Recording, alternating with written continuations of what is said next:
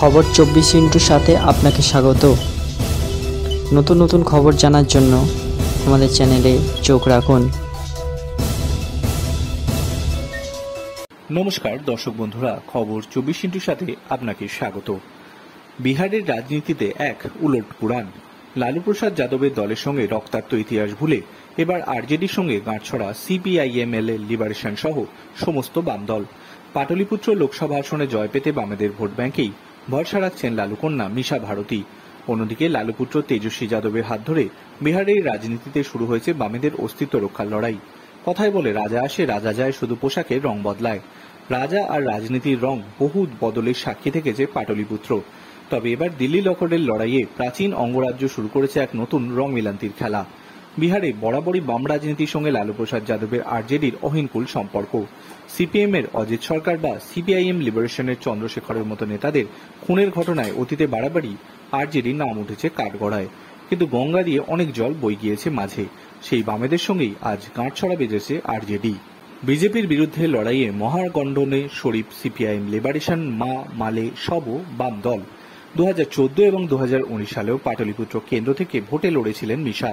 তবে দুবারই হেরে যান আরজেডি ছেড়ে বিজেপিতে যোগ দেওয়া নেতা রামকৃষ্ণ যাদবের কাছে। দুইবারই 40,000-এর আশেপাশে ছিল হারের মার্জিন। এবার কমিউনিস্ট পার্টিগুলিকে পাশে পাওয়া লালুকন্যার কাছে নিঃসন্দেহে বড় একটি অ্যাডভান্টেজ। অনেকেই বলছেন শেষ দুবার হারলেও এবার মিশার পাল্লা বেশ ভারী। 1 জুন এই কেন্দ্রে ভোট হবে। আরজেডির নেতা সালাউদ্দিন মনসুরির কথায় খুব কম ভোটে হারি গতবার। তবে এবার আমরা আর হারব না। আমরা আরজেডির লোকজন আছি, মহাগঠবন্ধনের সকলে আছেন, মালের লোকজন আছেন, এবার ময়দানে সকলে আছেন। মিশা ভারতীকে এবার আমরা জেতাবই। 2019 সালের লোকসভা নির্বাচনে 2020 সালের বিধানসভা ভোটে পরিবর্তন এসেছে অনেকটাই।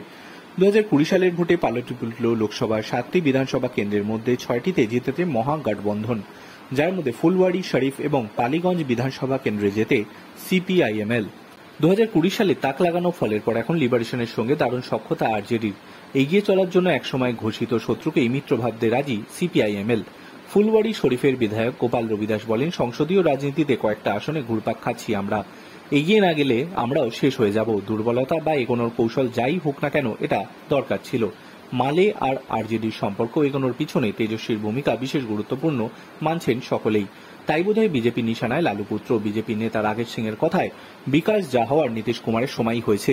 তেজস্বী তো অপরাধীদের বিকাশ ঘটিয়েছেন, মাফিয়া নকশালদের বিকাশ ঘটিয়েছেন। তবে বিরোধীরা যে যাই বলুক, বামেদের সঙ্গে নিয়ে এবার বড় রণকৌশল সাজিয়েছেন তেজস্বী। ভোট বাক্সে কি হয় এবার সেটাই দেখার বিষয়। ব্যুরো রিপোর্ট, খবর 24/7।